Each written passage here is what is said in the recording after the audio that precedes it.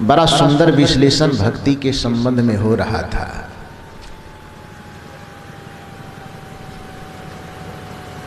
भक्ति हमारी मुक्ति की सीढ़ी है। भक्ति की सीढ़ी पर चढ़ करके ही कोई व्यक्ति मुक्ति के भवन तक पहुंचता है। वस्तुतः हमारे हृदय में आसक्ति की एक जो वृत्ति है, लगाव का जो एक वृत्ति है, वह लगाव की वृत्ति जब एक व्यक्ति की तरफ होता है, एक वस्तु की तरफ होता है, तो उसको मोह कहा जाता है। वही वृत्ति जब संत सद्गुरु के प्रति या ईश्वर और परमात्मा के प्रति होता है, तो वही लगाव भक्ति कहलाता है। और वही लगाव जब विराट समूह के प्रति, समाज के प्रति, पूरे प्राणियों के प्रति होता है, तो वही लगाव प्रेम कहलाता है। वृत्ति एक है। जैसे एक ही पानी यदि ठोस है तो वह बर्फ कहलाता है, तरल है तो पानी कहलाता है, भाप बन गया तो वाष्प कहलाता है। एक ही पानी के तीन रूप है। उसी तरह से हमारे अंतःकरण की एक वृत्ति, जिसको हम लगाव कहते हैं, जिसको हम आसक्ति कहते हैं, यदि वह एक व्यक्ति अथवा वस्तु के प्रति होता है तो वह मोह कहलाता है। यदि समूह के प्रति होता है तो वह प्रेम कहलाता है। और वही संत गुरु के प्रति या ईश्वर परमात्मा के प्रति होता है तो भक्ति कहलाता है। संत और सद्गुरु के प्रति, ईश्वर परमात्मा के प्रति हमारा लगाव कब होगा? जब विषय के प्रति हमारा लगाव छूटेगा। भोग के प्रति हमारा लगाव जितना छूटेगा, अनावश्यक विचारों के प्रति हमारा लगाव जितना छूटेगा, हमारी चेतना गुरु की तरफ, सत्य की तरफ, परमात्मा की तरफ उतना मुड़ता चला जाएगा। कबीर साहब ने इसी बात को एक साखी के अंतर्गत कहा है। कबीर मन तो एक है, भावे तहां लगाव। प्रत्येक मनुष्य इस धरती पे जितने हैं, सबके पास मन एक है।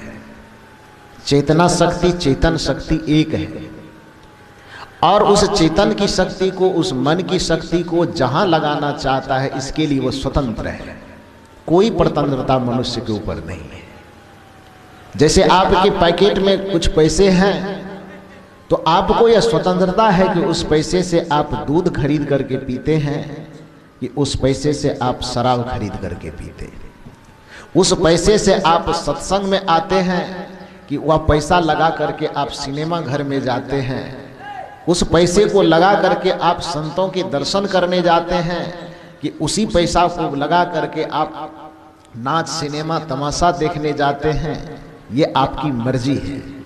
उसी तरह से मन एक पूंजी है, चेतना एक पूंजी है जो प्रत्येक मनुष्य के पास है। सद्गुरु कबीर कहते हैं, कबीर मन तो एक है, भावे तहां लगाव। चाहे गुरु के भक्ति करो, चाहे विषय कमाओ। इस मन रूपी शक्ति से तुम क्या कमाना चाहते हो? गुरु की भक्ति कमाना चाहते हो कि विषय कमाना चाहते हो? ये तुम्हारी मर्जी है। लेकिन याद रखो, इस मन की पूंजी को लगा करके, इस चेतना की पूंजी को लगा करके यदि तुमने विषय कमाया, भोग कमाया, तो परिणाम में दुख मिलेगा। इससे कोई बचा नहीं सकता। और मन की पूंजी लगा करके, चेतना की पूंजी लगा करके यदि सत्संग कमाया, सद्भक्ति कमाया, गुरु भक्ति कमाया, परमात्मा की भक्ति कमाया, तो परम सुख मिलेगा। इसमें भी कोई बाधा नहीं डाल सकता है, वो निश्चित ही आपको मिलेगा। पूंजी कहाँ लगा रहे हैं, ये आपके ऊपर निर्भर करता है। कोई व्यक्ति यह सोचेगा कि हम दुर्व्यसन ग्रहण करते रहें, हम नशा सेवन करते रहें, हम दुनियादारी के राग रंग में उलझे रहें, विषय प्रपंच में उलझे रहें, इधर भक्ति भी हो जाएगा, ये कदापि नहीं हो सकता है। हालांकि दुनिया के अधिकांश आदमी ऐसा ही करता है। मंदिर जाता है 2 मिनट में उसे लगता है कि हम 2 मिनट मंदिर में प्रवेश किए, भक्ति हो गई। किसी को लगता है कि किसी चित्र के सामने 2 मिनट दिया दिखा दिए, अगरबत्ती दिखा दिए, बस भक्ति हो गई। भक्ति कोई कर्मकांड नहीं है, भक्ति जीवन का परिवर्तन है। भक्ति कोई पाखंड नहीं है, भक्ति आपके जीवन का संस्कार है। जीवन में बदलाव यदि दिखता है, यदि आपके जीवन में भोग है, विषय है, प्रपंच है, और आप नाम चाहे कुछ भी लेते हो, ईश्वर का नाम ले कि परमात्मा का नाम ले, तो फिर वो नाम लेना व्यर्थ है। पवित्र हृदय के साथ जब आप नाम जप करते हैं, रात में भी मैंने कहा था कि ईश्वर को मिठाई प्रिय नहीं है, ईश्वर को शुद्ध भावना प्रिय है। ईश्वर और परमात्मा को दुनिया की किसी भी चीज को दे करके हम रिझा नहीं सकते। ईश्वर और परमात्मा को हम अपने शुद्ध अंतःकरण से रिझा सकते हैं, शुद्ध भावना से रिझा सकते हैं। इसको एक उदाहरण से समझिए। एक गांव में एक सामूहिक सत्संग भवन था। सामूहिक था तो स्वाभाविक है कि सबका अधिकार उसमें है। उस गांव में सभी मत पंथ को मानने वाले लोग थे। रहना भी चाहिए, ये विविधता ही हमारे जीवन की खूबसूरती है। स्वामी माधवाचार्य ने एक बहुत बढ़िया बात कहा था कि माल्यं कस विचित्र पुष्परचितं प्रीतिन संजायते, कि विभिन्न फूलों से गुथी हुई माला भला किसको आकर्षित नहीं करती है। मतलब कि एक माला ऐसा है जिस माला में एक ही प्रकार के फूल लगे हुए हैं। एक माला ऐसा है जिसमें 10 तरह के फूल गुथे हुए हैं, 10 तरह का फूल लगा हुआ है, तब वो माला बना हुआ है। मनोविज्ञान यह कहता है कि 2 माला एक जगह पर रख दीजिए, एक माला में एक ही रंग का फूल लगा हुआ है और एक माला में 10 रंग का फूल लगा हुआ है, और दोनों को रख करके एक साधारण 5-6 महीना साल भर के बच्चा को जो अबोध है उसको छोड़ दीजिए। वो गुड़कते गुड़कते जाएगा तो आप कल्पना कीजिए तो कौन सा माला उठाएगा, वो कौन सा माला की तरफ आकर्षित होगा? जिसमें एक रंग का फूल है कि जिसमें 10 रंग का फूल है? बच्चा किसके तरफ ललचेगा? जिसमें 10 तरह का फूल लगा हुआ है। मनोविज्ञान यह कहता है कि जैसे एक बच्चा की निश्चल चेतना, जैसे एक बच्चा की निर्मल चेतना भी 10 तरह के फूल से गुथी हुई माला की तरफ आकर्षित होती है, उसी तरह से हमारी संस्कृति, हमारा सनातन परंपरा इतने विविध विचारों से, इतने विभिन्न मतों से, इतने विभिन्न सिद्धांतों से गुथे पड़े हैं कि इस सनातन धर्म के प्रति किसी का भी मन स्वाभाविक रूप से आकर्षित हो जाता है। माल्यं कस विचित्र पुष्परचितं प्रीतिन संजायते। इसलिए विभिन्न मत है वो अच्छी बात है, विभिन्न तरह के सोच वाले लोग हैं ये अच्छी बात है, विभिन्न तरह के पूजा पद्धति वाले लोग हैं अच्छी बात है, लेकिन ध्यान यह रहना चाहिए कि हमारा मत भले अलग हो लेकिन हमारा मन अलग नहीं होना चाहिए। हमारी भाव में एक दूसरे के प्रति ईर्ष्या नहीं होनी चाहिए, हमारे भाव में एक दूसरे के प्रति नफरत नहीं होनी चाहिए, हमारे भाव में एक दूसरे के प्रति घृणा नहीं होनी चाहिए। यदि हमारे हृदय में घृणा आ गई तो भक्ति चौपट हो जाएगी। यदि हमारे भाव में एक दूसरे के प्रति नफरत आ गया तो फिर भक्ति का, सत्संग का कोई मतलब नहीं रह जाएगा। रूप अलग हो सकते हैं, वेश अलग हो सकते हैं, विचार अलग हो सकता है, सिद्धांत अलग हो सकता है, लेकिन एक दूसरे के प्रेम में कोई अलगाव नहीं होना चाहिए, एक दूसरे के सद्भाव में कोई अलगाव नहीं होना चाहिए। विचार अनेक होने पर भी सबको हम गले लगा सकें, ये भावना हमारे अंदर होनी चाहिए। हमारे यहाँ तो फिल्म के गाना में भी गाया जाता है, ज्योति से ज्योति जलाते चलो। ये कोई भजन नहीं है, ये फिल्म का गाना है। सोचिए भारत और भारतीयता कितनी महान संस्कृति दिया है कि जिस संस्कृति के फिल्म के गाने में भी एक दूसरे से जोड़ने की बात की जाती है, एक दूसरे को गले लगाने की बात की जाती है। तो जहां फिल्म के दुनिया जो विषय प्रपंच से ही भरा रहता है, वहां पर भी एक दूसरे को गले से लगाने की बात की जाती है, तो फिर सत्संग में एक दूसरे से नफरत करने की बात कैसे सिखाई जाएगी? यहां हमको एक दूसरे को गले में समेटना चाहिए, गले लगाना चाहिए। ज्योति से ज्योति जलाते चलो, प्रेम की गंगा बहाते चलो, राह में आए जो दीन दुखी, सबको गले से लगाते चलो, प्रेम की गंगा बहाते चलो। सबके प्रति हृदय में शुद्ध भावना। तो मैं कह रहा था कि एक गांव में सत्संग भवन, और वो सत्संग भवन सामूहिक था, 10 गर्दा जिसको कहते हैं। उस गांव में सब तरह के मत पंथ के लोग थे। संत मत थे, कबीर मत थे। हालांकि कबीर मत, संत मत ये अलग अलग मत नहीं है। कबीर मत का ही नया संस्करण संत मत है। जैसे एक वृक्ष होता है, तो बचपन से एक वृक्ष में कितने पत्ते आते हैं? प्रत्येक बसंत आता है तो पुराने पत्ते झड़ जाते हैं और उसमें नया पत्ता आ जाता है, आता है ना। और नया पत्ता आने का मतलब ही है कि वृक्ष विकास कर रहा है। यदि प्रत्येक साल नया पत्ता नहीं आएगा, नए फूल नहीं खिलेंगे, तो अब वृक्ष समझिए कि या तो मर गया है या सूख गया है। यदि उस वृक्ष में जान है, यदि उस वृक्ष में जीवंतता है, तो प्रत्येक साल उसमें पत्ते बदलने ही चाहिए, उसमें प्रत्येक साल फूल बदलना ही चाहिए, तभी नया फल आने का रास्ता तैयार होता है। उसी तरह से हमारे धर्म और संस्कृति में भी प्रत्येक वर्ष, प्रत्येक क्षण कुछ न कुछ नवीनता आनी चाहिए। तो उसी तरह से सदगुरु कबीर के ही विचारों में एक नवीनता आई, जिसको महर्षि मेही बाबा ने आगे प्रवाहित किया। इसलिए संत मत और कबीर मत अलग अलग मत नहीं है। और यह चीज तो बड़े गर्व की बात है। मुझे आश्चर्य लगा, और आपको भी जान करके आश्चर्य लगेगा, कि आज से 10 दिन पहले मेरे हाथ में एक पुस्तक आई, जिस पुस्तक को संत मत के वरिष्ठ प्रचारक स्वामी व्यासानंद जी महाराज ने लिखा है। नाम सुने हैं ना उनका? उस पुस्तक का नाम है महर्षि मेही लीलामृत। महर्षि मेही बाबा के जीवन को रामचरितमानस की शैली में, चौपाई की शैली में उसको लिखा गया है। आपके पास होगा तो आप उसको देखिएगा। और मुझे बड़ी खुशी हुई इस बात से। जैसे ही उस पुस्तक को मैं देखा, उस पुस्तक में एक नया चीज मैंने देखा। क्या देखा? उस पुस्तक में 35 चिट्ठी है, 35 ठो, जो चिट्ठी बाबा देवी साहब महर्षि मेही बाबा को लिखते थे।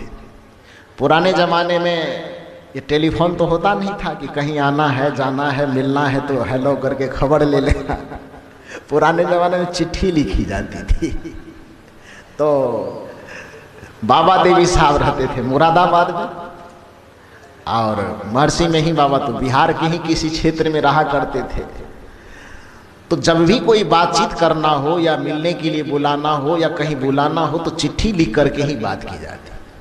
उस चिट्ठी में मैंने देखा, और मैं गदगद हुआ इस बात से, जो बात मैं भी कह रहा हूं, कि बाबा महर्षि मेही जो संत मत का प्रचार करें, कबीर मत और संत मत में जरा सा भी अंतर नहीं। इस बात को जानने के बाद तो मुझे और ताकत मिली कि बाबा महर्षि मेही को जब भी बाबा देवी साहब चिट्ठी लिखते थे, तो अभी जैसे संत मत के साधक आपस में प्रणाम करने के लिए जय गुरु शब्द का प्रयोग करते हैं, कबीर पंथ वाले जब मिलते हैं तो आपस में साहेब बंदगी कहते हैं, और दूसरे मत वाले अपने अपने तरीके से कहते हैं।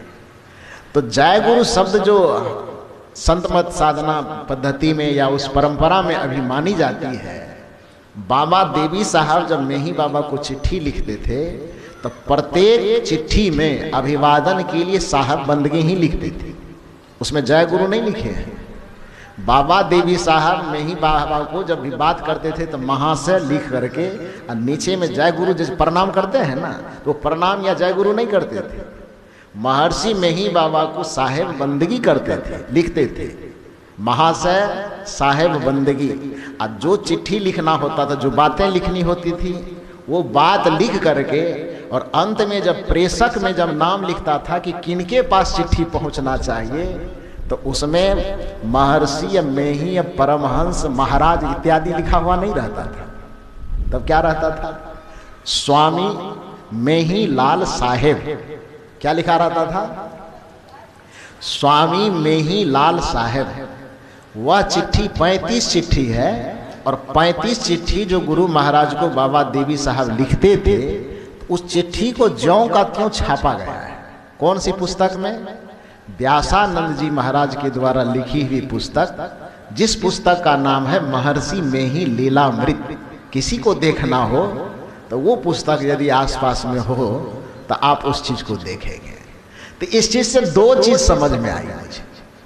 पहला चीज क्या समझ में आया कि जब तक महर्षि में ही बाबा अपने गुरु बाबा देवी साहब के संपर्क में रहे, तो उनके बीच में अभिवादन के लिए भी जैसे कबीर पंथ में साहेब बंदगी शब्द का प्रयोग होता है, तो बाबा देवी साहब और महर्षि में ही बाबा के बीच में भी साहेब बंदगी शब्द का ही प्रयोग होता था। दूसरी बात समझ में आई कि बाबा देवी साहब ने महर्षि में ही बाबा को जो नाम दिया, वह नाम न तो महर्षि से जुड़ा हुआ था, न परमहंस से जुड़ा हुआ था, न महाराज से जुड़ा हुआ था, बल्कि सदगुरु कबीर साहब की परंपरा के अनुसार ही महर्षि, जैसे कबीर साहब को कबीर साहब कहा जाता है, उसके परंपरा के जितने भी संत हैं उसको साहब कहा जाता है। यहाँ तक कि तुलसी साहब को भी तुलसी साहब कहा जाता है, बाबा देवी साहब को भी बाबा देवी साहब कहा जाता है। अपने बाबा देवी साहब ही अपने नाम के अनुरूप महर्षि में ही के बाबा को भी स्वामी में ही लाल साहब कहा करते थे। ये सदगुरु कबीर साहब का ही नया संस्करण है। तो इसमें अंतर नहीं। और दूसरी बात, इस बात को और प्रामाणिकता के साथ मुझे ताकत मिली, गुरु महाराज अपने जमाने में एक डायरी लिखा करते थे। प्रत्येक दिन लिखते होंगे ध्यान साधना करने के बाद। उस डायरी को कुप्पा घाट से ज्यों का त्यों छपवाया गया है। वो डायरी जैसे लिखी हुई थी, गुरु महाराज का अक्षर बड़ा सुंदर बनता था, बड़े सुंदर लिखते थे। तो कुप्पा घाट में जब वो चिट्ठियों का संग्रह हुआ होगा, तो अभी 2-3 साल पहले जो महर्षि में ही बाबा की सेवा में रहते थे स्वामी भगीरथ जी महाराज, उनको लगा कि इस चिट्ठी को छपवाना चाहिए, और सारी की सारी चिट्ठी को ज्यों का त्यों उसको सिर्फ बड़ा कर दिया गया, कंप्यूटर से नहीं लिखवाया गया। गुरु महाराज के हाथ से ही वह चिट्ठी लिखी हुई, और ज्यों के त्यों लिखी हुई चिट्ठी को थोड़ा बड़ा करके और उसको छपवाया गया है। उस पुस्तक का नाम रखा गया है गुरुदेव की डायरी। क्या नाम है पुस्तक का? गुरुदेव की डायरी। कुप्पा घाट से प्रकाशित है, और उसके जो संपादक हैं वो स्वामी भगीरथ बाबा, भगीरथ जी महाराज। उस डायरी में महर्षि में ही बाबा ने कबीर साहब के विषय में भी कुछ लिखा है। उस पुस्तक के पेज नंबर 41 पर कबीर साहब के विषय में लिखा गया है, और लिखते लिखते महर्षि में ही बाबा ने उसमें बड़ा स्पष्टता के साथ लिखा अपने हाथ से।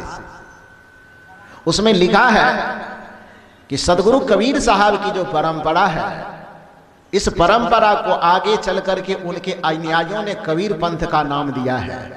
लेकिन जब तक कबीर साहब इस धरती पर थे, जिस समय कबीर साहब ज्ञान का प्रचार कर रहे थे, तो उस समय कबीर साहब कबीर पंथ नाम लेकर के धर्म का प्रचार नहीं कर रहे थे, बल्कि संत मत कह करके संत मत की स्थापना करके कबीर साहब संत मत का प्रचार कर रहे थे। और कबीर साहब के जाने के बाद उसी पंथ को, संत मत की धारा को हम आगे बढ़ा रहे हैं। ये बाबा महर्षि में ही बाबा ने अपने हाथ से लिखा है। तो कहने का ये अर्थ है, ये संत मत और कबीर मत ये अलग नहीं है, एक ही विचारधारा का ये नया संस्करण है, नया रूप है। और अच्छी बात है, मैंने पहले कहा कि विकास करने के लिए कुछ न कुछ नयापन चाहिए। कुछ पुराने पत्ते हो जाए तो उस पुराने पत्ते को गिरना चाहिए, नया पत्ता आना चाहिए, तभी मंजर लगेगा, तभी फल लगेगा, तभी वृक्ष विकास करेगा। तो धर्म का जो वृक्ष है, उस वृक्ष में एक नया संस्करण के रूप में संत मत की धारा प्रवाहित हुई। इस बात को लेकर के बड़ी खुशी की बात है। तो बात मैं ये कह रहा था कि अलग नहीं, खैर कोई बात नहीं। सभी प्रकार के लोग थे वहां पर। कबीर साहब को ही मानने वाले, महर्षि मेही बाबा को मानने वाले, श्री राम को मानने वाले, गायत्री को मानने वाले, जितने भी प्रकार के संप्रदाय मत पंथ है, सभी मत पंथ और संप्रदाय को मानने वाले लोग एक ही जगह थे। मान लीजिए वो गांव झिटकिया ही था, मान लीजिए, मानने में क्या जाता है, झिटकिया गांव ही था। एक सामूहिक सत्संग भवन इसी ग्राम में सब लोगों के सहयोग से बना था और सब लोगों का आपस में विचार बना कि भाई सब लोग उस मंदिर में उपासना करेंगे, लड़ेंगे झगड़ेंगे नहीं, सब आपस में अपने अपने अनुसार बैठेंगे। हाँ, प्रार्थना वगैरह नहीं करना है, उसमें केवल ध्यान करना है, क्योंकि प्रार्थना करेंगे तो हम करेंगे वंदन ये गुरुदेव, ये करेंगे सब संतन की बड़ी बलिहारी, तीसरा कोई करेगा, चौथा कोई करेगा, पांचवा कोई करेगा। एक ही हॉल में जब 10 तरह के प्रार्थना होगा तो लगेगा यहाँ सत्संग हो रहा है कि यहाँ पगलपंथी सब आदमी जुटा, सब पागल जुट गया, ये बोल रहा है, वो बोल रहा है, वो बोल रहा है, किसी के बात में कोई तालमेल ही नहीं खाएगा। तो इसलिए सब लोगों में विचार बना कि प्रार्थना में भेद हो सकता है, सैद्धांतिक पाठ में भेद हो सकता है, ग्रंथ पाठ में भेद हो सकता है, लेकिन ध्यान का मार्ग एक ऐसा मार्ग है जहां पर जाने पर सारे के सारे भेद खत्म हो जाते हैं। इसलिए प्रार्थना को अपने जगह रहने दो, उस सत्संग मंदिर में प्रवेश करो तो सब अपने अपने इष्ट का चिंतन करते हुए ध्यान में बैठ जाओ। प्रार्थना में विवाद हो सकता है, ग्रंथ पाठ में विवाद हो सकता है, लेकिन ध्यान में कोई विवाद नहीं हो सकता है। इसलिए ध्यान का रास्ता अपनाते हुए सभी मत पंथ वाले एक साथ जुटो और उस भवन में जाकर के ध्यान करना है। सब लोगों में यह विचार बना और यह बात कई पीढ़ी से, कई परंपरा से चलते चलते चलते चलते उस मंदिर में ध्यान होने लगा। प्रत्येक सुबह शाम लोग जुटते थे, अब बैठ करके बस ध्यान करते थे। लेकिन कई पीढ़ी गुजर जाने के बावजूद भी उस ध्यान से जो परिवर्तन आना चाहिए, जो लोगों में एक चमक जगनी चाहिए, जो लोगों के जीवन में एक परिवर्तन दिखना चाहिए, वो नहीं दिखता था। संजोग की बात हुई, कई पीढ़ी गुजर गई, 1 2 पीढ़ी 3 पीढ़ी गुजर गई ध्यान करते करते, लेकिन जो लाभ दिखना चाहिए वह लाभ किसी में दिखाई नहीं दे रहा था। संजोग की बात, जहां पर वो सत्संग भवन बना हुआ था, ध्यान भवन, उसके बगल में एक मैदान था, फील्ड जिसको कहते हैं। उस फील्ड में एक बच्चा जाकर के खेल रहा था। एक बच्चा क्या, 10 पूरे गांव के बच्चे खेल रहे थे, क्रिकेट खेल रहा था। तो खेलते खेलते, क्रिकेट में तो गेंद में मारा जाता है तो गेंद तो दूर तक जाती है, तो बच्चा गेंद में मारा बैट से, गेंद गड़कते गड़कते इतने जोर से लगा कि गेंद गड़कते गड़कते उसी ध्यान के भवन में ही प्रवेश कर गया। गेंद ध्यानियों के बीच से होते होते जाके जो फोटो मूर्ति लगा हुआ था उसके पीछे चला गया। वो बच्चा सोचे कि अब क्या होगा, दौड़ा लाने के लिए, लेकिन जैसे भवन के पास गया तो देखा सब आंख मूंद करके बैठा हुआ है। इधर उधर ताक झांक के देखता है तो देखा प्रसाद के पीछे में गेंद रखा हुआ है। बच्चा गेट पे खड़ा होकर मन में सोचता है कि गेंद यदि वहां से नहीं लाएंगे तो खेलेंगे कैसे, और यदि गेंद लाने जाए सब आंख मूंद करके बैठे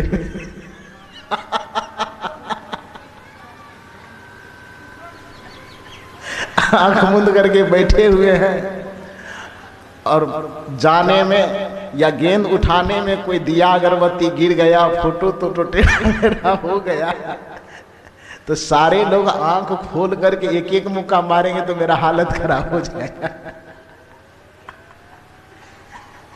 अब करे तो क्या करे। वह बच्चा मन में ही सकपका करके सोचता है। अचानक उस बच्चे को ख्याल आया, दो ये लोग आंख बंद करके बैठेगा तो कितना देर बैठेगा।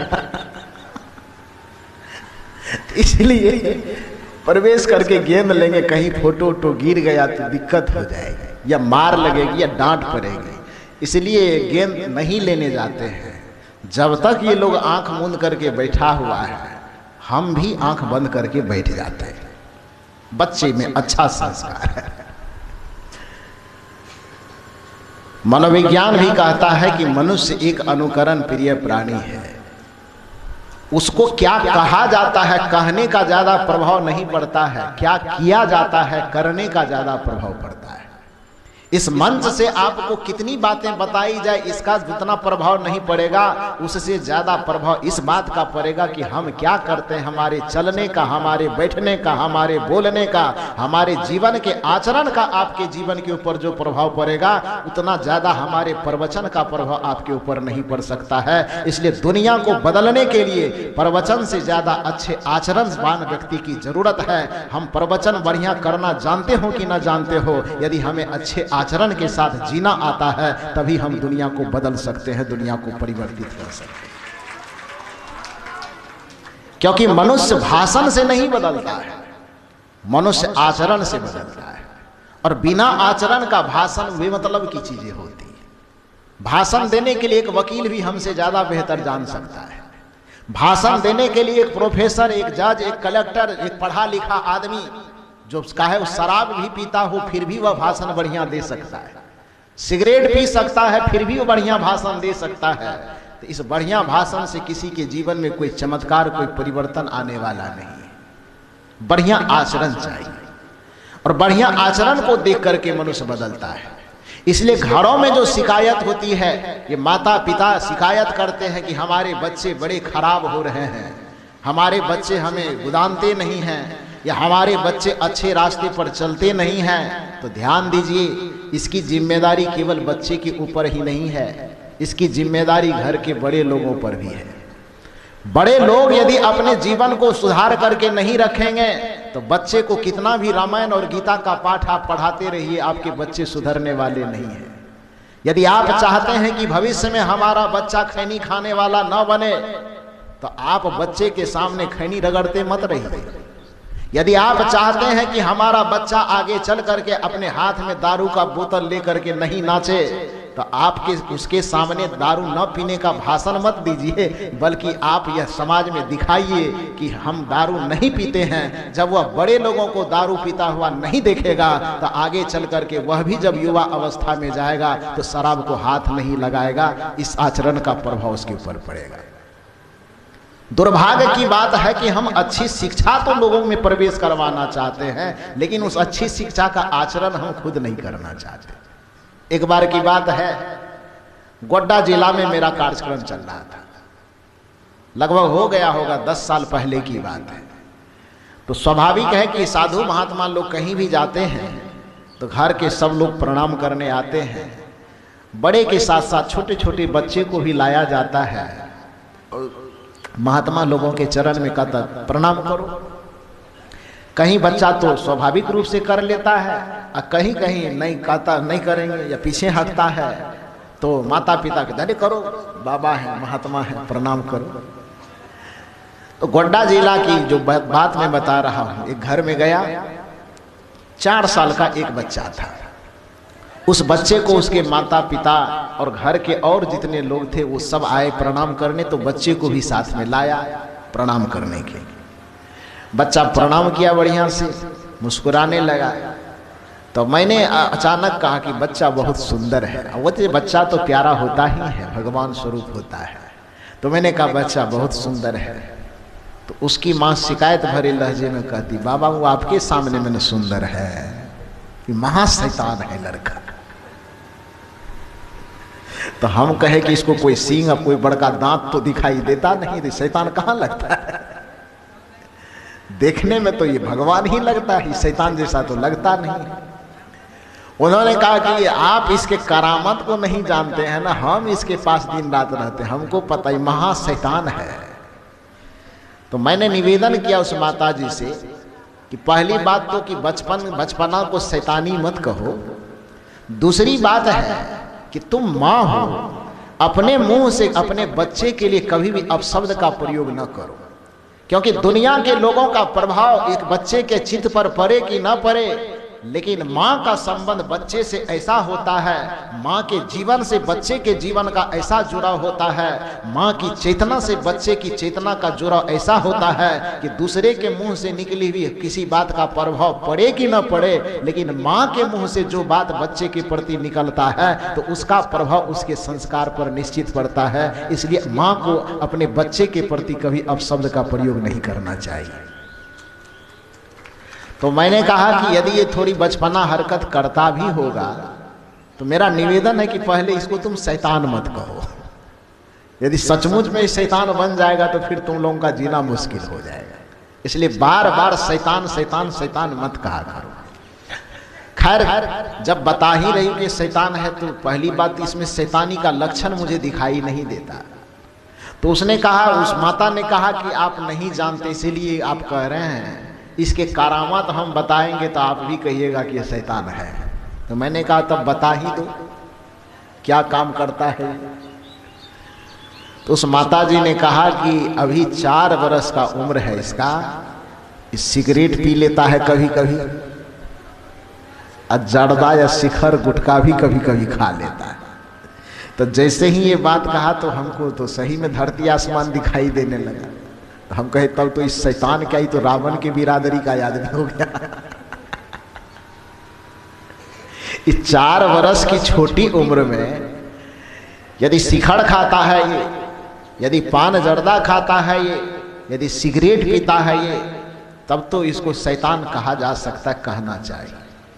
लेकिन इस शैतानियत से आगे सोच करके थोड़ा सा 2 कदम देखो। तो उस माता जी से मैंने कहा कि बच्चे को केवल शैतान कहने से काम नहीं चलेगा।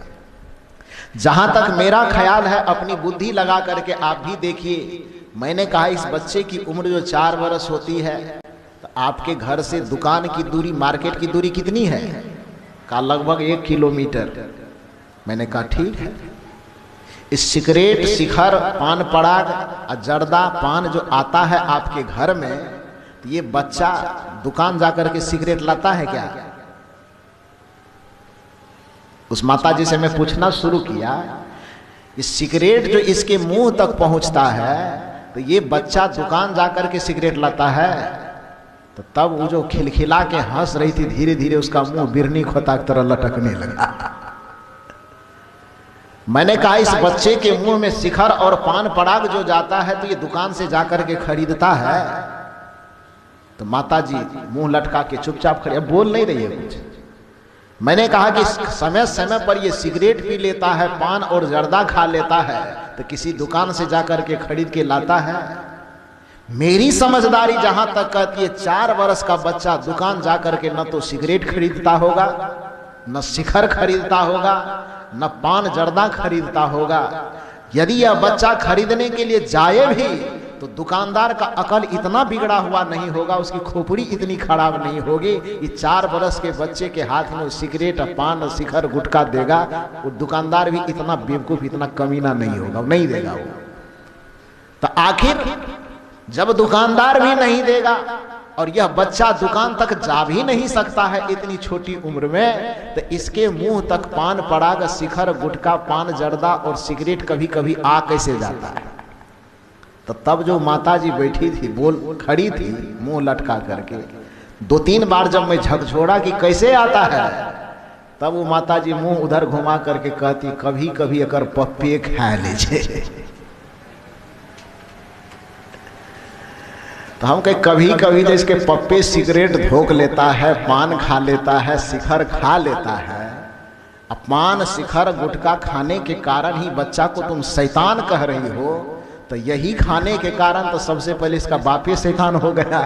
तो जिसका बाप और माँ दोनों शैतान हो तो दोनों के संयोग से भगवान पैदा होगा कि शैताने पैदा होगा? जिसका बाप शैतान हो जाए तो बच्चा भगवान कहां से हो जाएगा? जिसकी मां शैतान हो जाए तो बच्चा भगवान कहां से हो जाएगा? यदि बच्चे को भगवान बनाना चाहते हो तो बच्चा जिस फैक्ट्री से निकलता है सबसे पहले उस फैक्ट्री को भगवान हो जाना चाहिए। यदि बच्चे को राम बनाना है तो माता को कौशल्या और पिता को दशरथ बनने की संकल्प शक्ति जगानी चाहिए।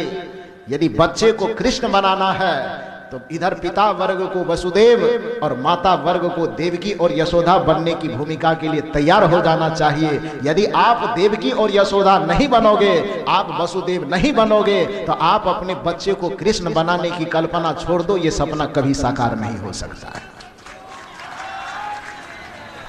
यदि आप कौशल्या नहीं बनोगे, आप राजा दशरथ नहीं बनोगे, तो फिर आप अपने बच्चे को राम जैसा बनने की कल्पना छोड़ दो। जो आप लाना चाहते हैं उसके पूर्व की जो भूमिका है उसको तैयार करना चाहिए। तो मैं कह रहा था यह कि मनोविज्ञान यह कहता है कि मनुष्य एक अनुकरण प्रिय प्राणी है। वो अपने अगल बगल के परिवेश में जैसा होते हुए देखता है, जैसे आचरण को देखता है, उससे वह सीख जाता है।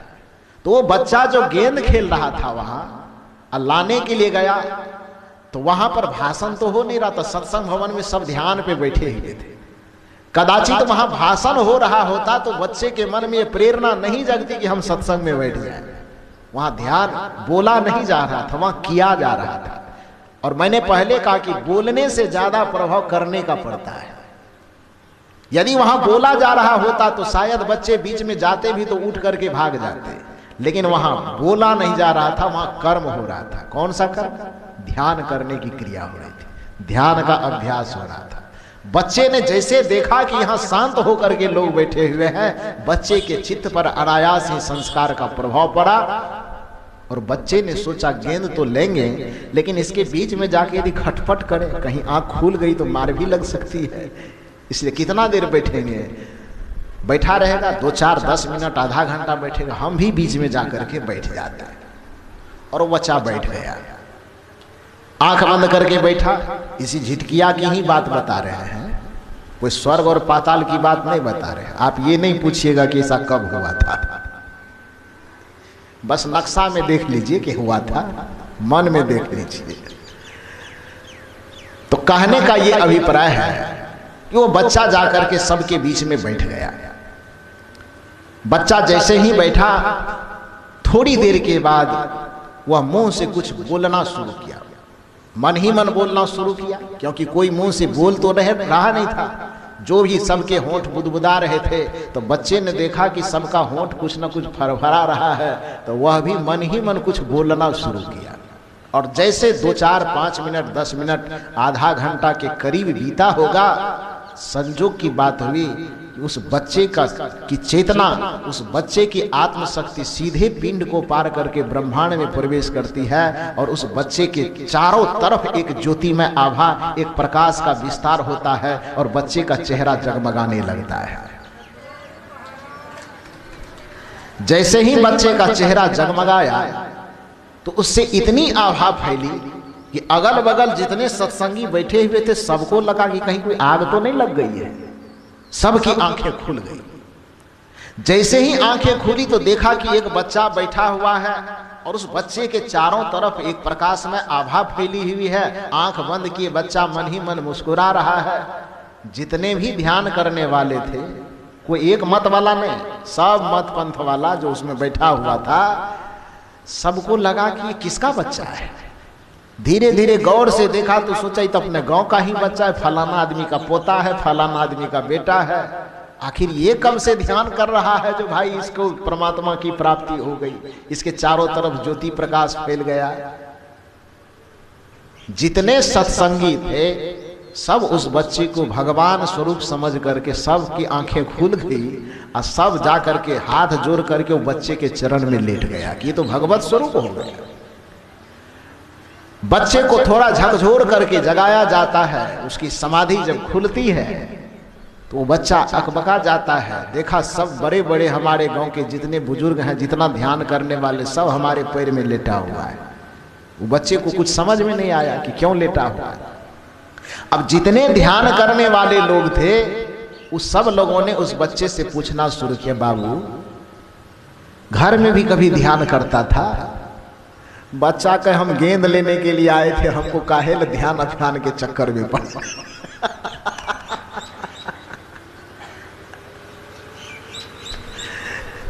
लोग पूछना शुरू किया, अच्छा गेंद की बात बाद में करनी, एक गेंद के बदले 50 गेंद दे देंगे, लेकिन ये बताओ कि तुमको जो ये ज्योति फैली, ये प्रकाश फैला, ये परमात्मा का दर्शन हुआ, तो कौन वाला प्रार्थना कर रहा था, उजला वाला कि ललका वाला? पहले ये बताओ किसका वाला प्रार्थना कर रहा था? कबीर साहब वाला कि वही साहब वाला? किसका वाला? मंत्र कौन जप रहा था? सदगुरु शरणम वाला कि हे गुरु वाला? कौन वाला जप रहा था वो बताओ। बच्चा कपाड़ नोचे कहना हमको सदगुरु शरणम पता है ना हे गुरु पता है,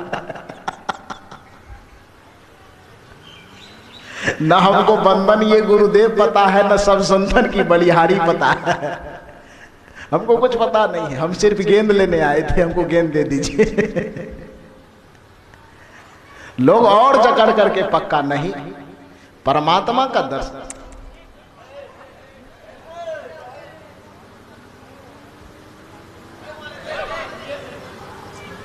रखो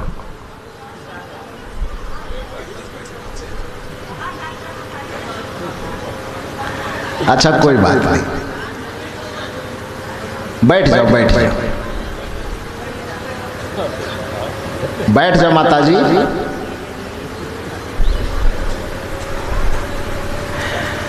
बोलिए सदगुरुदेव की।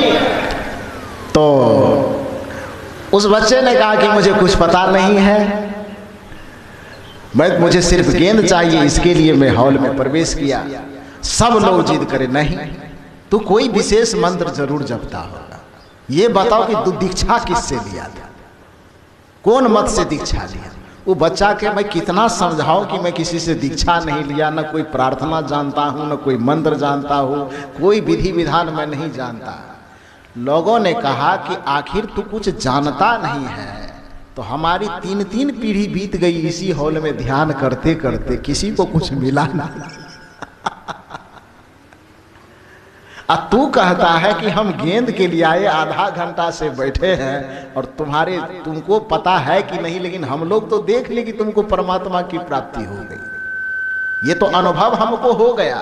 तो अब तुम ये कैसे कह सकते हो कि हम कोई प्रार्थना नहीं जानते हैं, कोई मंत्र नहीं जानते हैं, कोई जप नहीं जानते, ये कैसे हो सकता है? उस बच्चे को जब बहुत ज्यादा जिद की गई तो बच्चे ने कहा कि ये बात सच है कि मैं कोई मंत्र नहीं जानता, मैं कोई प्रार्थना नहीं जानता, मैं किसी मत से किसी पंथ से दीक्षित नहीं हूं। तो कहा तब हुआ क्या भाई, कैसे हुआ? तो बच्चा भोलेपन में बताता है कि हम लोग गेंद खेल रहे थे, गेंद बैट में लगा, इस हॉल में आ गया, जैसे गेंद लेने के लिए आया तो मैं देखा कि गेंद से महर्षि में ही बाबा खेल रहे हैं। उसके आगे में गेंद पड़ा हुआ था, मूर्ति उसकी रखी हुई थी, कबीर साहब वहां थे, तो कबीर साहब और में ही बाबा के बीच में ही जाकर के गेंद अटक गया। तो मैं सोचा कि हॉल में यदि मूर्ति के सामने गेंद उठाने जाऊं और कहीं फोटो गिर जाए, प्रसाद इधर उधर हो जाए, तो आप लोग ध्यान करना छोड़ करके हमारी पिटाई कर देंगे। इस डर से मैं आंख बंद करके सबके बीच में देखा कि सब शांत होकर के बैठे हैं, तो उससे प्रभाव पड़ा, मैं भी आंख बंद करके बैठ गया। थोड़ी देर के बाद देखा कि आप लोग होंठ धीरे धीरे बुदबुदा करके कुछ बोल रहे हैं मन ही मन। तो मैं भी सोचा कि मैं भी कुछ बोलूं, तो क्या बोलूं, मुझे तो कोई प्रार्थना याद नहीं है। आप लोग मन ही मन प्रार्थना गाते होंगे, हमको कोई प्रार्थना याद नहीं था। तो हम बड़े शुद्ध और सात्विक हृदय से इतना ही हम कहे कि हे परमात्मा, हे ईश्वर, आपके कौन से प्रार्थना अच्छे हो सकते हैं, संत मत वाला कि कबीर वाला, ये हमको पता नहीं है। आपके लिए कौन सा मंत्र अच्छा हो सकता है, गायत्री वाला कि रामानंदी वाला कि कबीर वाला कि मेही वाला, ये भी हमको पता नहीं है। साधना का कौन सा विधान आपके लिए अच्छा हो सकता है, ये भी हमको पता नहीं है। हम तो कोड़ा कागज है, हम तो एक बच्चा आपके संतान हैं, बस स्कूल जाते हैं पढ़ने के लिए, स्कूल में बस इतना टा सीखे हैं, ABCDEFGH 26 अक्षर का वर्णमाला होता है, 26 अक्षर मुझे याद है। और मैं जानता हूं कि दुनिया के जितने वर्ड, दुनिया के जितने शब्द बनते हैं, इस 26 अक्षर से 27वां अक्षर के द्वारा नहीं बनता होगा, इस 26 अक्षर में ही बनता होगा। बनता होगा ना।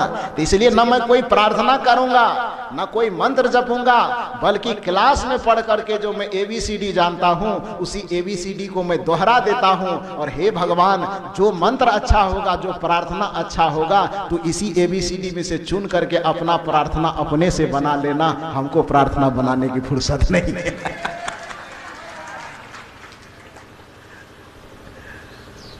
और मैं बस ABCD ही पढ़ दिया, वही दोहरा रहा था, ABCDEFGHIJKL 26 बार उसको दोहरा रहा था, वही दोहराते जा रहा था। और शायद आप जो प्रार्थना कर रहे थे, आपके प्रार्थना को भगवान सुना कि नहीं सुना। आप जो मंत्र जप रहे थे, आपके मंत्र को भगवान सुना कि नहीं सुना। लेकिन हम जो ABCD पढ़ रहे थे, हमारे ABCD को भगवान सुन करके अपने से अपना ढंग का मंत्र बना लिया, अपने ढंग का प्रार्थना बना लिया, और हमको परमात्मा दर्शन दे दिए। और आप 3 पीढ़ी से आंख मूंदे बैठे हैं, आपको कुछ मिला दिला नहीं। कहने का ये अर्थ है, इसमें सारांश क्या है?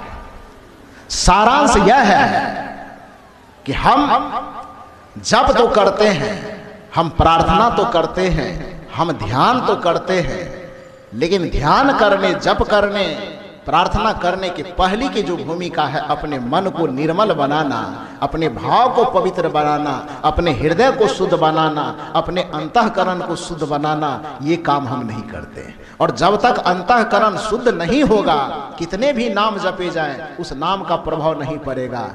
जब तक मन पवित्र नहीं होगा, कितने भी प्रभु के गुणगान किए जाएं, उसका जीवन पे कोई फल नहीं दिखेगा। चाहे कितने भी प्रार्थनाएं किए जाएं, लेकिन जब तक अंतःकरण शुद्ध नहीं होगा, हृदय शुद्ध नहीं होगा, भावना शुद्ध नहीं होगी, आचरण शुद्ध नहीं होगा, तब तक जाकर के हमें परमात्मा की अनुभूति नहीं हो सकती। उस बच्चे के पास मंत्र की शक्ति नहीं थी, उस बच्चे के साथ तप की शक्ति नहीं थी, उस बच्चे के साथ जप की शक्ति नहीं थी, किंतु उस बच्चे के पास शुद्ध हृदय था, उस बच्चे के पास निर्विकार जीवन था, उस बच्चे के पास निश्चल मन था। और निश्चल मन, शुद्ध हृदय और पवित्र भावना के साथ चाहे कुछ भी जपा गया, उस जपने के द्वारा उसे परमात्मा का दर्शन बहुत जल्दी हो गया। इसलिए हमें भी अपने हृदय और जीवन को शुद्ध बनाना चाहिए।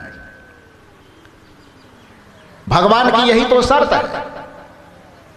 श्री राम से पूछा गया कि आपको प्राप्त करने के लिए हम कौन सा माला जपें। श्री राम को पूछा गया कि आपको प्राप्त करने के लिए हम कौन सा अगरबत्ती से आपको दिखावें, कौन कंपनी के, तो आप सुगंध लेके आ जाएंगे मेरे पास। श्री राम से पूछा गया कि आपको प्राप्त करने के लिए आप बताइए प्रभु कि कितने दिए जलाने होंगे, वो काम मैं करूंगा। संजोग से श्री राम के आमने सामने हो गया होगा। वह व्यक्ति सोचा कि यदि पंडित से पूछने जाएंगे, किसी महात्मा से पूछने जाएंगे, तो उसमें अपना स्वार्थ घुसा देगा, कुछ न कुछ बता देगा। भगवान के आमने सामने हो गए तो सीधे भगवान से ही पूछ लिया जाए। ध्यान दीजिए बात को, यही बात संत बताते हैं, लेकिन संतों की बात को आज तक अनसुना करता आया है आदमी। यदि कबीर साहब यह कहते हैं कि यदि भगवान को अपने पीछे पीछे घुमाना हो, परमात्मा को अपने पीछे पीछे घुमाना हो, तो कोई बहुत ज्यादा आडंबर में मत पड़ना, बल्कि कबीरा मन निर्मल भया जैसे गंगा नीर, पीछे पीछे हरि फिरे कहत कबीर कबीर। जब कबीर साहब ये कहते हैं कि केवल अपने जीवन को, अपने मन को, चित्त को निर्मल बनाओ, तो भगवान को खोजना नहीं पड़ेगा, बल्कि भगवान खोजते खोजते तुम्हारे पीछे पीछे घुमा करेगा। लोगों को लगता है धो ये कबीर साहब तो सब चीज को नकार भी करता है, एको बार मंदिर की बात नहीं करता, एक बार भी मूर्ति की बात नहीं करता, एक बार भी कोई पूजा की बात नहीं करता, एक बार भी कोई पान प्रसाद की बात नहीं करता। ये कबीर है ही ऐसा, नाक मुंह सिकोड़ लेते हैं। अब भगवान श्री राम से पूछ लीजिए, जब कबीर के बात पर माथा दर्द करता है, यदि महर्षि मेही बाबा की बात पर आपको माथा दर्द करता है, यदि भगवान बुद्ध और भगवान महावीर की बात सुनने पर माथा दर्द करता है कि बाबा जी लोग कोई भगवान तगवान नहीं मानता है, तो जिसको हम भगवान कहते हो, भगवान से ही पूछ लीजिए कि आपको प्राप्त करने का क्या उपाय है। कौन सा जप करें, कौन सा तप करें, कौन सा पूजा करें, कौन सा पाठ करें। संजोग की बात पूछने वाले के सामने राम जी ही आकर के खड़ा हो गए। श्री राम जी से ही पूछा गया कि बताइए कि आपको प्राप्त करने का क्या उपाय है, कितने बार मंदिर में जाऊं, कितना बार माला जपूं, कितने बार हरे राम करूं, ये बताइए। श्री राम जी मुस्कुराए और श्री राम जी ने कहा कि किसी संत महापुरुष से अभी तक दर्शन नहीं हुआ है क्या? उस पूछने वाले ने कहा कि दर्शन तो बहुत हुआ है, प्रवचन भी बहुत सुने हैं, लेकिन महात्मा लोगों के बात पे भरोसा नहीं हो रहा है। हमको लगता है ये महात्मा लोग ऐसे अरबल अलबल करते हैं। आप भगवान हैं, आपसे ही पूछ रहा हूं, आप ही बताइए कि आपको प्राप्त करने का क्या विधान है। पूछने वाले को लगा कि ये भगवान है तो अपने बारे में कहेगा कि अयोध्या आओगे तब हम मिलेंगे। भगवान से पूछ रहे हैं तो कहेगा कि सरजू में आकर के प्रत्येक साल 6 महीना में एक बार डुबकी लगाओगे तो तब हम मिलेंगे। ये भगवान है, इन्हीं से पूछ रहे हैं तो कहेगा कि हमारे नाम का सुबह शाम 1008 माला जपोगे तब हम मिलेंगे, या हमारे नाम पर मंदिर में कहीं 1 कुंटल सोना चढ़ा दोगे तब हम मिलेंगे, या हमारे नाम का कहीं पर मंदिर बना दोगे तब हम मिलेंगे। पूछने वाला यही सोच रहा था कि भगवान यही कहेगा, लेकिन श्री राम ऐसा नहीं कहे। रामचरितमानस में श्री राम जी कहते हैं कि मुझे प्राप्त करने की सिर्फ इतनी सी शर्त है। ध्यान दीजिए, कबीर की बात पर आपको मोहर मारना पड़ेगा, संतों की बात पर आपको मोहर मारना पड़ेगा, क्योंकि भगवान में वो ताकत नहीं है कि वो संतों की बात से बाहर चले जाए। संत के बात के अधीन ही भगवान को भी रहना पड़ता है। भगवान श्री राम कहते हैं कि यदि मुझे प्राप्त करना चाहते हो, ये भगवत स्वरूप को प्राप्त करना चाहते हो, तो उसकी एक ही शर्त है, निरमल माना जाना सो मोहि पावा। ये पंक्ति को बढ़िया से पढ़िए, ऑपरेशन कीजिए पंक्ति का। इस पंक्ति में कहां आपको मंदिर झलक रहा है? इस पंक्ति में कहां पर आपको मूर्ति झलक रही है? इस पंक्ति में कहां पर आपको पूजा पाठ कर्मकांड यज्ञ हवन तीर्थ व्रत कहां दिखाई दे रहा है? वो थोड़ा ऑपरेशन करके देखिए। तो श्री राम कहते हैं कि यदि तुम भगवान को प्राप्त करना चाहते हो, यदि भगवान की भक्ति करना चाहते हो और मुझे हासिल करना चाहते हो, तो उसकी एक शर्त है। क्या शर्त है? जो कबीर कह रहे हैं, जो बुद्ध कह रहे हैं, जो नानक कह रहे हैं, जो बाबा मेही कह रहे हैं, जो महावीर कह रहे हैं, दुनिया के जो भी तपाए तपे संत जो भी कह रहे हैं, उस संतों की विचारधारा पर मोहर मारते हुए श्री राम कह रहे हैं, निरमल माना जाना सो मोहि पावा, मोहि कपट छल छिद्रन भावा।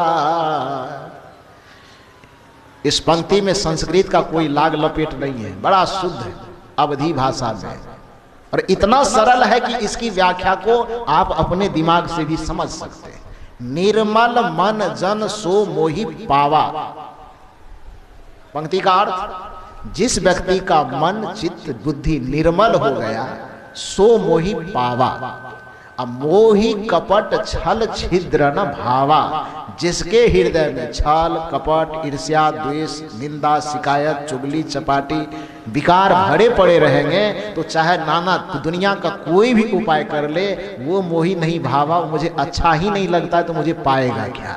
इतना सा फॉर्मूला है भगवान को पाने का। ये मैं कह रहा हूं, ये कबीर साहब कह रहे हैं, या कोई कबीरपंथी कह रहा है, या कोई कमंडल चुट्टा ढोने वाला बाबाजी कह रहा है। ये कौन कह रहा है?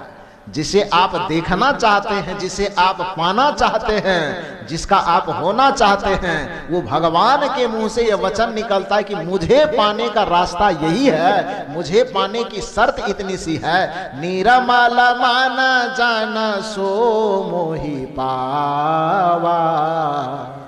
ध्यान के द्वारा, साधना के द्वारा, गुरु भक्ति के द्वारा जो अपने चित्त को निर्मल कर लेता है, जो अपने मन को निर्मल कर लेता है, जो अपने बुद्धि को निर्मल कर लेता है, सो मोहि पावा, वो मुझे आसानी से प्राप्त कर लेता है। पूछने वाले ने कहा कि प्रभु एक बात और बता दीजिए, कोई अपना करीबी आदमी हो तो थोड़ा बहुत घूस घास नहीं चल सकता है? मन में थोड़ा बहुत गड़बड़ी हो भी, थोड़ा बहुत कमी रह भी जाए, 1-8 किलो बतासा पर आप रिझेंगे कि नहीं रिझेंगे? मंगलवार के दिन जाके 1-2 किलो लड्डू चढ़ा देंगे तो उससे कुछ मानिएगा कि नहीं मानिएगा? श्री राम जी ने कहा कि इसकी कोई गुंजाइश नहीं है। कहा कैसे? कहा कि तुम 2-4 किलो बतासा लड्डू में हमको क्यों ललचा रहे हो? अरे हमसे सबसे ज्यादा प्रिय भी व्यक्ति यदि कपट करे मेरे सामने में तो उसको मैं अपना नहीं सकता, उसको उठा के गले नहीं लगा सकता। पूछने वाला झिटकिया का आदमी था, बड़ा चालाक आदमी था। राम जी से कहा कि प्रभु ऐसा है, ऐसा कोई उदाहरण है आपके पास में कि कोई आपका प्रिय आदमी गलती कर दिया हो, छल कपट से भर गया हो और आपने उसका त्याग किया है, ऐसा कोई उदाहरण है? राम जी ने कहा कि ऐसा उदाहरण तो बहुत है, दूसरे का नाम बताऊंगा तो शायद प्रभाव पड़ेगी न पड़े। मेरे सबसे प्रिय हनुमान को तू जानते हो कि नहीं? कहा हाँ जानते हैं। कहा उसी की कथा बताता हूं, सुन लो, तब पता चलेगा कि यदि कितना भी प्रिय हो लेकिन ये वो छल कपट से भरा हुआ हो, ईर्ष्या द्वेष से भरा हुआ हो, तो उस व्यक्ति को मैं देखता तक नहीं हो, उसको अपनाता नहीं हो, तो उसको प्राप्त करने या अपनाने की बात तो कोसों दूर की बात है। देखना तक भी पसंद नहीं करता। झटकिया का आदमी पूछा कि बताइए प्रभु वो कथा क्या है? श्री राम जी का सुनो सुनाता हूं। झटकिया वाले सब लोग बैठ गए, अब राम जी कथा सुनाने लगे। राम जी कथा सुनाते हैं और राम जी कहते हैं कि एक बार की बात है, जिस समय हनुमान जी से हमारी प्रथम मुलाकात हुई, यानी राम से हनुमान जी की प्रथम मुलाकात कहाँ हुई? किष्किंधा में। सुग्रीव जी जो छुपे हुए थे पहाड़ के अंदर, जब सबरी माता के यहाँ पर राम जी जाते हैं, मुलाकात होती है, वार्तालाप होती है, तो सबरी माता कहती है कि आप जिस परेशानी से घिरे हुए हैं, हम तो एक महिला हैं और दूसरी बात है कि वृद्धा अवस्था में पहुंच गए हैं। आपकी धर्मपत्नी का हरण किसने किया है ये तो मुझे पता नहीं, लेकिन इस जंगल में रहने के कारण कुछ रहस्य मैं जानती हूँ, वो भेद मैं आपको बताती हूँ, उस पर आप अमल करेंगे तो आपकी समस्या प्रभु जरूर दूर हो जाएगी। वो बात क्या है? जिस परेशानी से आप घिरे हुए हैं कि आपको राज से निकाल दिया गया, आपकी पत्नी का किसी ने हरण कर लिया, आप जंगल में दर बदर ठोकर खा रहे हैं, तो जो समस्या आपकी है, आप ही के तरह की समस्या वाला एक राजा और है, उसका नाम सुग्रीव है। उसको भी राज से निकाल दिया गया है, उसके भी पत्नी को जबरदस्ती किसी ने हड़प लिया है और वो भी जंगल में पहाड़ के गुफा में रह करके दर दर ठोकर खाने के लिए विवश है। तो आपकी जैसी समस्या है, आपके ही जैसी समस्या दूसरे राजा की भी है। और नीति यह कहती है कि जब दो आदमी की समस्या एक जैसे मिल जाए तो दोनों की दोस्ती बड़ी अटूट होती है। आप दोनों जाकर के दोस्ती कर लीजिए तो आपके द्वारा उसके समस्या का समाधान हो जाएगा और उसके द्वारा आपके समस्या का समाधान हो जाएगा। ये सबरी ने बताया श्री राम को, और माता सबरी के निर्देश लेकर के श्री राम जी जिधर रास्ता बताया वहां पर जाते जाते जब उस पहाड़ के नीचे गए, सुग्रीव तो एक तो डरा हुआ था ही, डर के कारण ही गुफा में छुपा हुआ था 6-7 साथियों के साथ, जिसमें हनुमान जी भी थे। और हनुमान जी उस सभी राजाओं के महामंत्री थे, प्रधानमंत्री। जैसे अभी हमारे देश के प्रधानमंत्री मोदी जी हैं, उसी तरह से सुग्रीव के द्वारा जो राज संचालित होता था, तो सुग्रीव के प्रधानमंत्री हनुमान जी ही थे।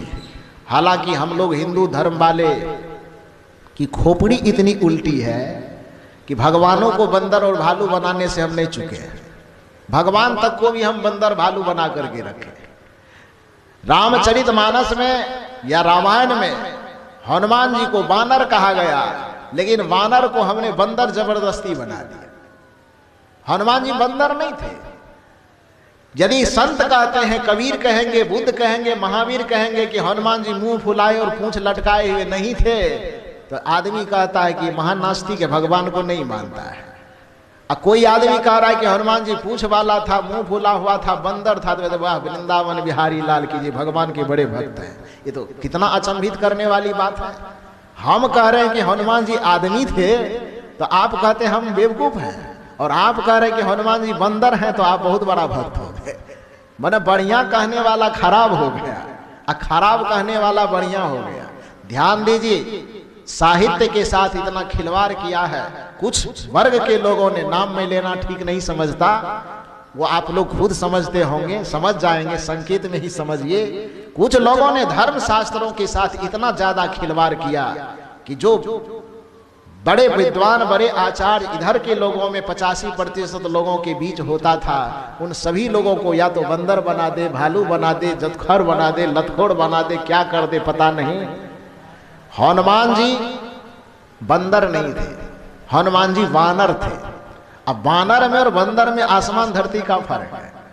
बंदर उसे कहते हैं तो जो देखते हैं मकई का भुट्टा तोड़ने वाला, खपड़ा फोड़ने वाला, घास पे उछलने वाला, उसको बंदर कहा जाता है। अब वानर किसे कहा जाता है? वन में रहने वाले नर को वानर कहा जाता था। जैसे जंगल में रहने वाले लोगों को आदिवासी कहा जाता था ना, तो पुराने जमाने में वन में रहने वाले नर को वानर कहा जाता था। जो जंगल में ही रहे, जो वन में ही रहे, तो वन में रहने वाले नर वानर और वन में रहने वाली नारी वानरी कहलाती थी। दुर्भाग्य की बात है कि वन में रहने वाले दबे कुचले लोगों में जो प्रतिभा लोग मान संपन्न हुए, उसमें किसी को काक भुसुंडी कह करके कौवा बना दिया, तो किसी को गरुड़ कह करके गरुड़ पक्षी बना दिया, और किसी को बानर था तो बंदर कह करके कि हनुमान जी पुछड़ी वाला बंदर बना दिया।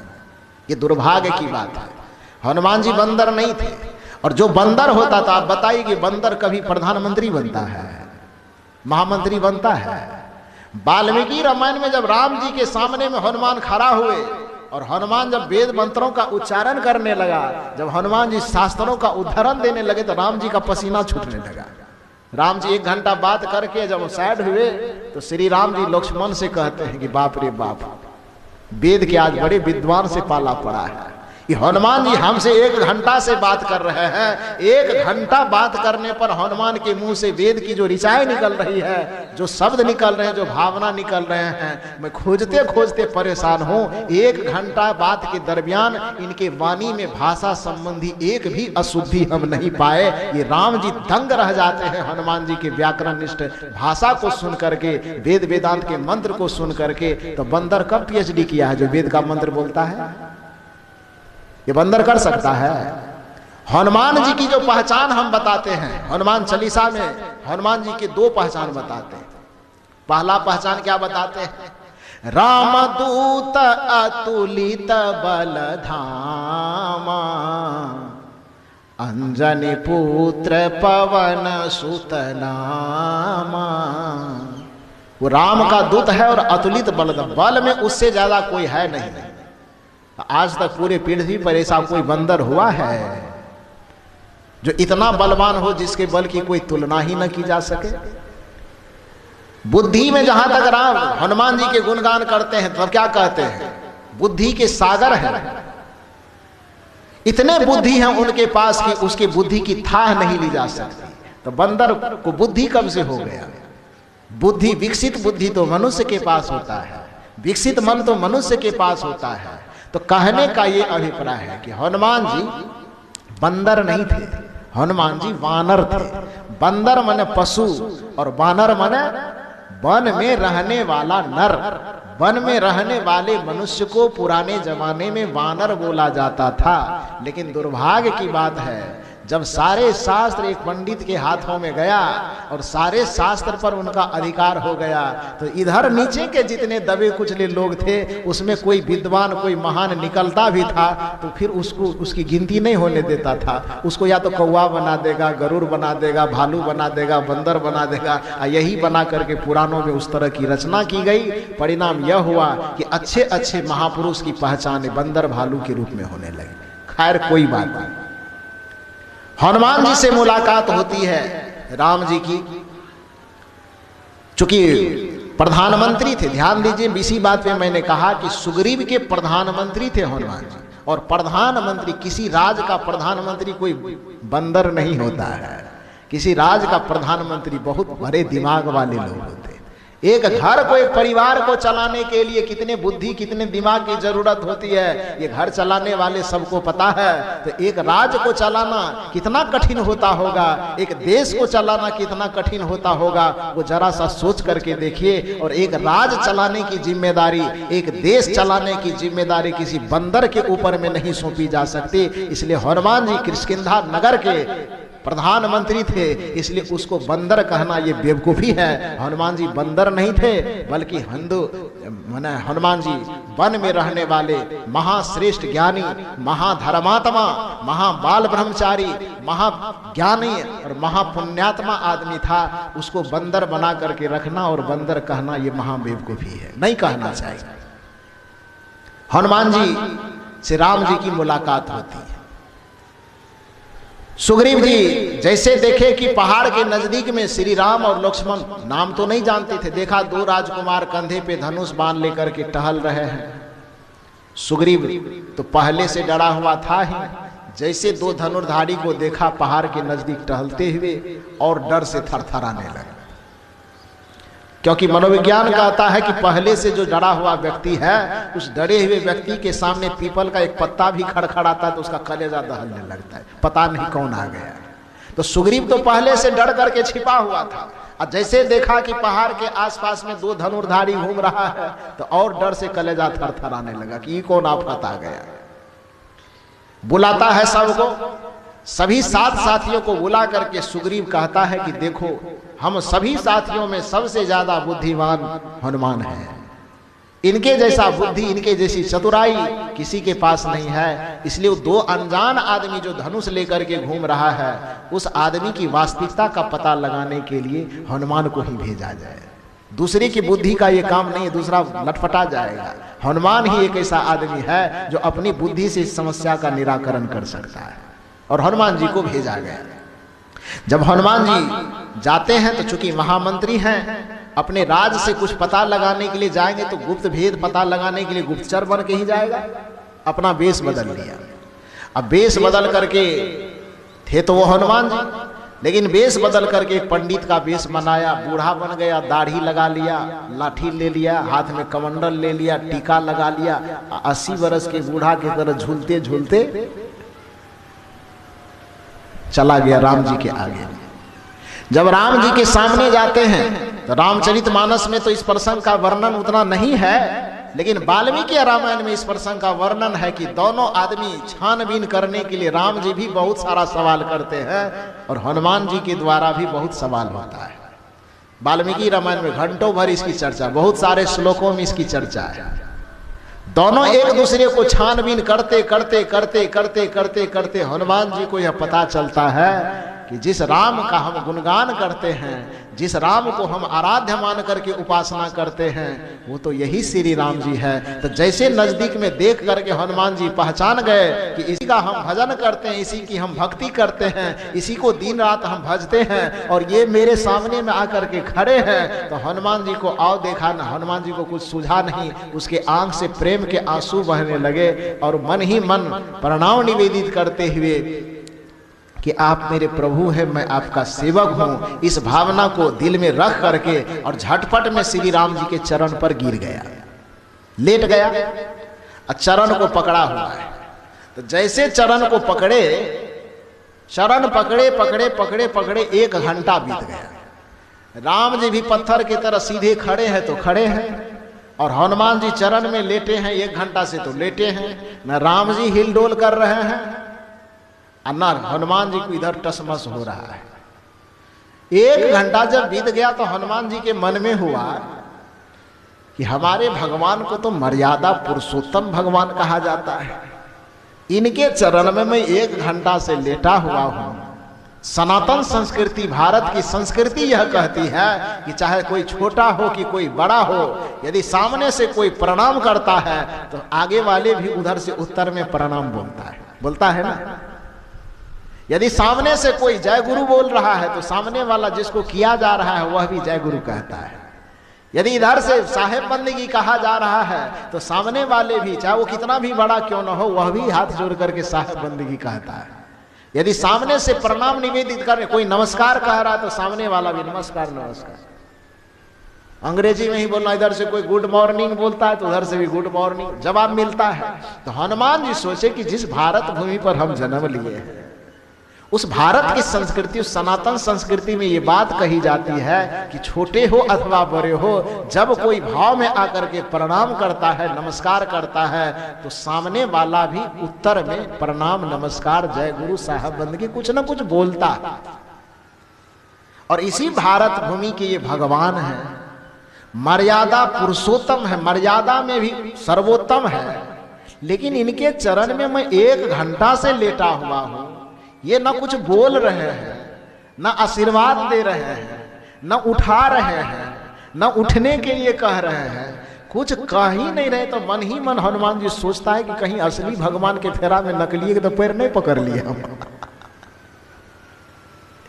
ये भगवान असली है कि नकली है समझ में नहीं आता है। मन ही मन सोच रहा, बोल नहीं रहा। हनुमान जी चरण पर लेटे लेटे मन में सोच रहा है कि यदि ये मर्यादा पुरुषोत्तम है तो इसको इतनी सी में मर्यादा का ज्ञान नहीं है कि हम चरण में लेटे हैं तो कम से कम कहे कि अब उठ जाओ, बहुत हो गया। ये भी नहीं कह रहा है। तो असली वाला मर्यादा पुरुषोत्तम है कि नकली वाला है, मेरे समझ में नहीं आता। मैं प्रणाम कर रहा हूं, ये कुछ बोल नहीं रहे, ना खुश रहो, ना उठो, ना कुछ नहीं बोल रहे हैं। हनुमान जी मन ही मन इस भावना को दोहरा रहे हैं। और मनोविज्ञान यह कहता है कि कोई बात जब बार बार आपके माथे में चल रही हो तो अचानक थोड़ी देर के बाद वो मुंह से निकल ही जाएगा, वो वाणी से निकलेगी, क्योंकि मन में कोई बात बहुत ज्यादा देर तक दबी नहीं रह सकती, जुबान से कभी ना कभी प्रकट होगा ना। तो 1 घंटा से जो मन में ये बात हनुमान जी दोहरा रहा था, पता नहीं असली वाला भगवान है कि नकली वाला भगवान है।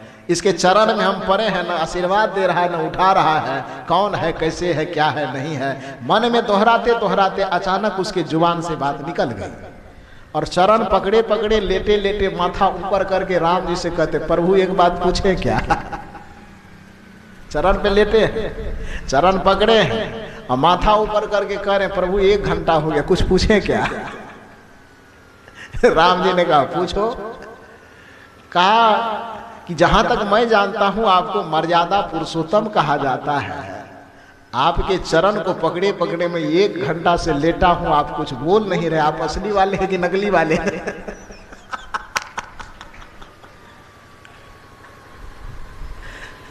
राम जी ने कहा कि हनुमान मैं तो हूं असली वाला ही। तो कहा आप असली वाले हैं तो नकली जैसा काम क्यों कर रहे हैं। इतना सा भी ज्ञान नहीं है कि भक्त चरण में पड़ा है तो कहीं उठ जाओ, कम से कम सहारा दे के उठा देना, तो मुझे बोल के भी उठाना चाहिए। तो यदि आप असली हैं तो ये नकली वाला काम कैसे कर रहे हैं। ध्यान दीजिए, श्री राम जी ने कहा कि हे हनुमान, असली मैं भी हूं, असली तुम भी हो, लेकिन यदि मैं भगवत स्वरूप हूं और भक्त बन करके तुम मेरे चरण में आए हो तो मेरे समकक्ष पहुंचने का, मुझ तक पहुंचने की जो शर्त है, वो शर्त ये नहीं है कि तुम मेरे चरण को दबाते रहो, वो शर्त ये नहीं है कि मेरे नाम का माला जपते रहो, वो शर्त ये नहीं है कि तुम मुझे मिठाई चढ़ाओ, वो शर्त ये नहीं है कि तुम मेरे नाम पर यज्ञ करो, बल्कि वो शर्त ये है, निरमल माना जाना सो मोहि पावा, मोहि कपट छल छिद्र न भावा। हे हनुमान, मुझ तक पहुंचने का, मुझे प्राप्त करने का शर्त यह है कि कोई मेरे चरण पर बैठे रहे कि न रहे, कोई मुझे पान प्रसाद धूप अगरबत्ती दिखावे कि न दिखावे, जिसका मन निर्मल होगा, जिसका चित्त निर्मल होगा, जिसका जीवन निर्मल होगा, वही मुझे प्रिय लगता है और वही मुझे प्राप्त कर सकता है। तो हनुमान जी ने कहा हम आपको चोर लगते हैं क्या। जब आपकी ये शर्त है तो हम आपको चोर लगते हैं, बेईमान लगते हैं। गुस्साया, थोड़ा सा नाराज हुआ। श्री राम जी मुस्कुराते हुए जवाब दिया। श्री राम जी कहते हैं कि बेशक तुम चोर नहीं हो, बेशक ही तुम व्यभिचारी नहीं हो, बेशक ही तुम और कोई बुराई है कि नहीं है, लेकिन मेरे शर्त के अनुसार तुम्हें अभी बहुत ज्यादा कपट भरा हुआ है। हनुमान जी को तिलमिली चढ़ गया। कोई मुंह पर किसी को कहे कि तू कपटी आदमी है तो बुरा लगेगा ना। श्री राम जी ने कहा कि मेरी जो शर्त है कि निर्मल मन जन सो मोहि पावा, मोहि कपट छल छिद्र न भावा, तो उस शर्त के अनुसार तुम मेरे चरण में तो पड़े हुए हो, तुम मेरे बिल्कुल करीब हो, मेरे बिल्कुल सामने हो, लेकिन सामने रह करके भी अभी तुम में कपट भरा हुआ है, इसलिए तुम मेरे सामने रह करके भी तुम मुझे प्राप्त नहीं कर सकता। हनुमान जी ने कहा प्रभु हम समझे नहीं कि हम कपट कैसे हैं, कपटी कैसे हैं।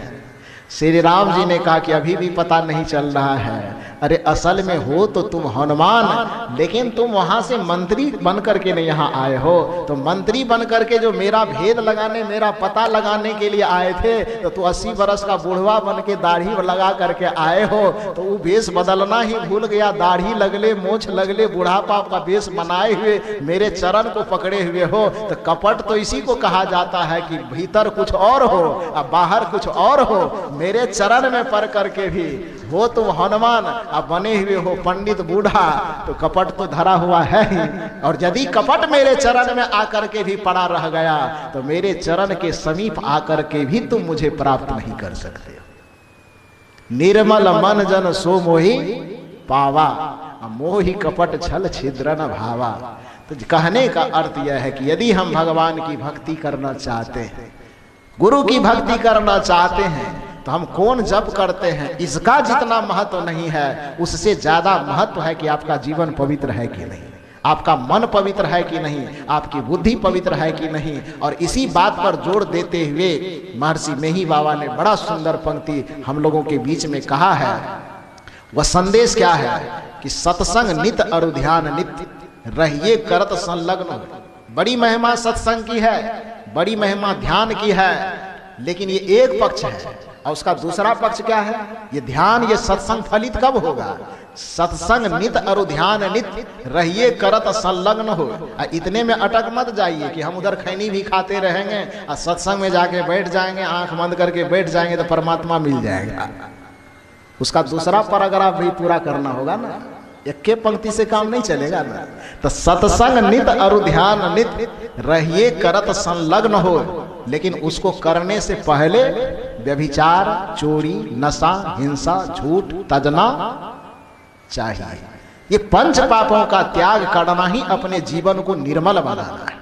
इन पंच पापों का त्याग करना ही अपने मन को निर्मल बनाना है। इन पंच पापों का त्याग करना ही अपने आचरण, अपने अंतःकरण को पवित्र करना है। तो व्यभिचार, चोरी, नशा, हिंसा, झूठ इत्यादि पंच पापों और विकारों को त्याग करके अपने जीवन को निर्मल बनाइए और सत्संग और ध्यान करके परमात्मा की भक्ति कीजिए। जब ये दोनों काम पूरा होगा तो आपका जीवन सफल और सार्थक हो जाएगा। इसी बात पर मोहर मारते हुए कबीर साहब कहते हैं कि निर्मल कबीरा मन निर्मल भया जैसे गंगा नीर। अब पीछे पीछे हरि फिरे, हरि समझ में नहीं आता है तो कहिए पीछे पीछे भगवान फिरे।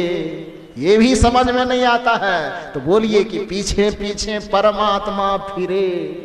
इतना भी समझ में नहीं आता है तो ये कहिए कि पीछे पीछे ईश्वर फिरे, कहत कबीर कबीर। और इसी बात को उर्दू के शायर कहते हैं कि खुदी को कर बुलंद इतना कि हर तदबीर से पहले खुदा बंदे से आप पूछे बता तेरी रजा क्या है। अपने जीवन को इतना संयमित, इतना निर्मल, इतना पवित्र कीजिए कि भगवान भी आकर के आपसे पूछे कि बताओ तुम्हारी मनोकामना क्या है, हम वो पूरा करने के लिए तैयार हैं। ये भगवान को पूछना पड़े, इतना जीवन को निर्मल और पवित्र बनाइए। तो सज्जनों, आज का निवेदन यह था कि हमारे पूज्य स्वामी शंभू बाबा हम लोगों के बीच यहाँ आते आते मैं सुन रहा था कि भक्ति के संबंध में चर्चा कर रहे थे। निश्चित ही भक्ति हमारे मुक्ति का साधन है, लेकिन वह भक्ति होगी कैसे? भक्ति केवल माला जपना भक्ति नहीं है। भक्ति किसी चित्र के सामने पुष्प अर्पित करना भक्ति नहीं है। किसी चित्र और मूर्ति के सामने केवल दिया दिखाना, अगरबत्ती दिखाना भक्ति नहीं है। बल्कि भक्ति की शुरुआत पवित्रता से होती है। भक्ति की शुरुआत चित्त की निर्मलता से होती है। भक्ति की शुरुआत प्राणियों के प्रति दया, प्रेम और करुणा करने से होता है। भक्ति की शुरुआत जीवन को निर्मल बनाने से होता है। तो अपने जीवन को शुद्ध बनाइए, जीवन को पवित्र बनाइए, विषय विकार से अपने मन को दूर रखिए और गुरु के द्वारा साधना की युक्ति जान करके उस परमात्मा का, ईश्वर का नाम जान करके उसका निरंतर सुमिरन चिंतन करते रहिए, ध्यान में आगे बढ़ते रहिए और अपने जीवन को विकारों से बचाते रहिए, पंच पापों से बचाते रहिए, सत्संग का आधार लेकर के, ध्यान का आधार लेकर के आवागमन के चक्र को तोड़ डालिए, भवबंधन से मुक्त हो जाइए। यही जीवन प्राप्त करने का फल आपका है और इसी को यदि प्राप्त करेंगे तो फिर ये मानव जीवन पाना आपका सार्थक होगा। बस अभी के सत्र में इतना ही निवेदन करके आप सभी लोगों को बहुत बहुत धन्यवाद साधुवाद देते हुए, ये तमाम झिटकिया ग्रामवासी को, सत्संग समिति के सभी सदस्यों को, तन से, मन से, धन से, प्रत्यक्ष अप्रत्यक्ष रूप में जिनके भी द्वारा सहयोग मिला और यह सत्संग सफल हो रहा है, उन सभी लोगों को बहुत बहुत साधुवाद, बहुत बहुत धन्यवाद देते हुए सबके लिए सदगुरु से कामना करता हूं कि सबका जीवन प्रेममय हो, सबका जीवन सुखमय हो, सबके जीवन में प्रेम, आनंद, सुख, शांति की बरसात हो। किसी के जीवन में कोई दुख न रहे, किसी के जीवन में कोई पीड़ा न रहे, किसी के जीवन में कोई रोग व्याधि न रहे, किसी के जीवन में कोई अशांति न रहे। सब धन धान भौतिक जीवन से परिपूर्ण रहे और आध्यात्मिक उन्नति निरंतर करते रहे। इन्हीं शुभकामनाओं के साथ मैं अपनी वाणी को विराम देता हूं।